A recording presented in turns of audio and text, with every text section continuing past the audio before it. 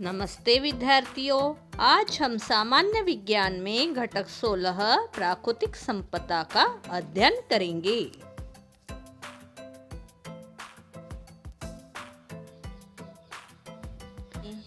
प्रकृति से हमें अनेक पदार्थ प्राप्त होते हैं। उनसे हमारी विभिन्न दैनिक आवश्यकताओं की पूर्ति होती है। पृथ्वी की मिट्टी, पत्थर, खनिज, हवा, पानी, वनस्पति और प्राणी, ये सभी एक प्रकार की प्राकृतिक संपदा ही है। अब हम देखेंगे भूपृष्ठ की संपदा। पृथ्वी के शिलावरण का भाग जमीन और उसके नीचे के कठोर कवच से बना होता है।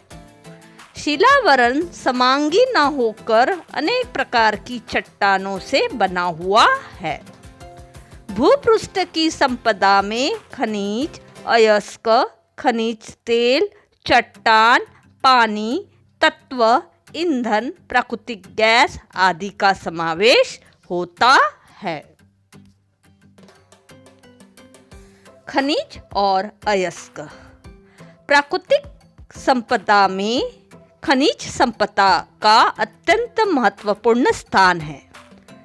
पर्यावरण की विभिन्न प्रक्रियाओं से ये खनिज तैयार होते हैं।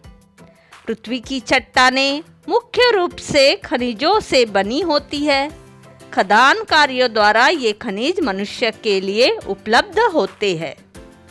प्रकृति में थोड़े ही धातु स्वतंत्र अवस्था में पाए जाते हैं।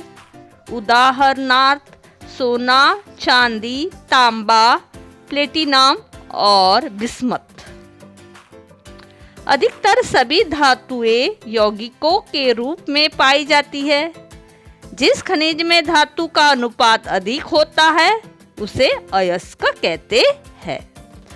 अयस्क से धातुएं किफायती तौर से प्राप्त की जा सकती है। विशेष रंग, चमक, कठोरता, आकार, लंबाई, दरार और रंग छटा के आधार पर खनिजों के गुणधर्म स्पष्ट होते हैं। अयस्क से धातु प्राप्त करने के लिए उनका निष्कर्षण और शुद्धिकरण किया जाता है। अयस्क में रेत और मिट्टी की अशुद्धि को मृदा अशुद्धि कहते हैं। खनिज कैसे निर्मित हुए? भूपृष्ठ के मैग्मा और ज्वालामुखी के फटने से उत्सर्जित लावा रस के ठंडे होने पर उसका स्फटिक में रूपांतरण होकर खनिज निर्मित होती है। मैग्नेटाइट और अभ्रक। वाष्पीकरण के माध्यम से ठोस रूप क्रिस्टल के शेष रहने से खनिज की निर्मित होती है। हेलाइट, जिस तापमान और दाब के अत्यधिक परिवर्तनों के कारण खनिज एक स्वरूप से दूसरे स्वरूप में रूपांतरित होते हैं। हीरा और ग्रेफाइट में कुछ सजीवों से अकार्बनिक खनिजों की निर्मित होती है।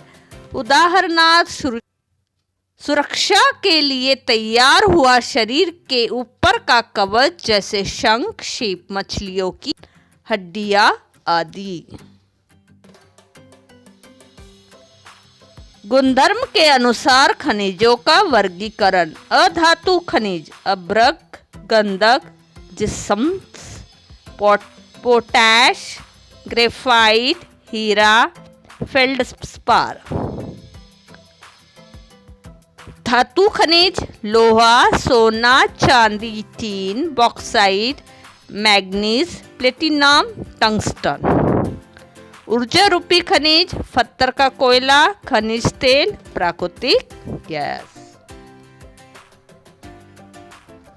रत्न और रत्नसम खनिज, हीरा, माणिक्य, नीलमणि, पन्ना, जेड, जिरकॉन जैसे महत्वपूर्ण खनिज रत्न के स्वरूप में इस्तेमाल किए जाते हैं। इनकी बड़ी मांग रहती है।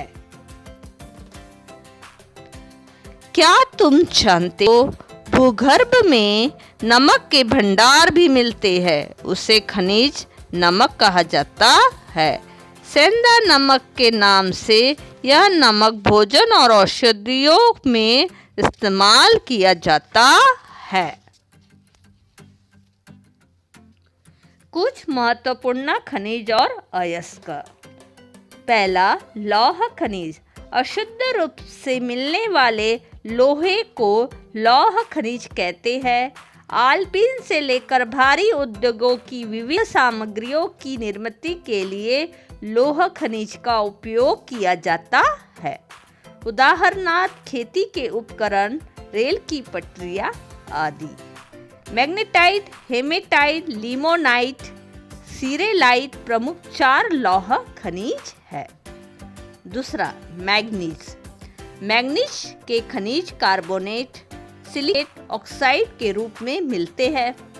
मैग्नीज के यौगिक का उपयोग औषधियाँ तैयार करने और कांच को गुलाबी रंग देने के लिए किया जाता है।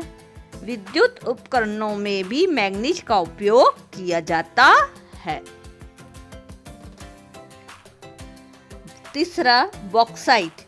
एल्यूमिनियम का प्रमुख अयस्क बॉक्साइट है। इसमें एल्यूमिनियम का अनुपात 55% होता है। बॉक्साइट प्रमुख रूप से एल्यूमिनियम ऑक्साइड से बना होता है। एल्यूमिनियम विद्युत का उत्तम सुचालक और ऊष्मा का सुचालक है। इसका घनत्व कम होने के कारण हवाई जहाज, यातायात के साधन, विद्युत के तार बनाने के लिए इसका प्रमुख रूप से उपयोग किया जाता है। चौथा, तांबा। लोहे और अन्य खनिजों के साथ तांबा अशुद्ध रूप से मिलता है। तांबा शीघ्र विद्युत चालक है। इस कारण विद्युत के तार, रेडियो, टेलीफोन, गाड़ियां, बर्तन और मूर्तियां तैयार करने के लिए तांबा का उपयोग किया जाता है। पांचवा, अभ्रक। अभ्रक विद्युत अवरोधक है। उसके परत की मोटाई के आधार पर उसका मूल्य निर्धारित होता है। औषधियाँ, रंग विद्युत के यंत्र और उपकरण, तार विरहित संदेश प्रणाली जैसे अनेक उद्योगों के लिए अभ्रक का उपयोग किया जाता है।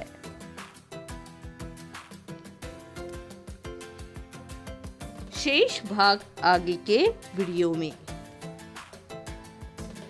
धन्यवाद। लाइक, सब्सक्राइब और शेयर जरूर कीजिए।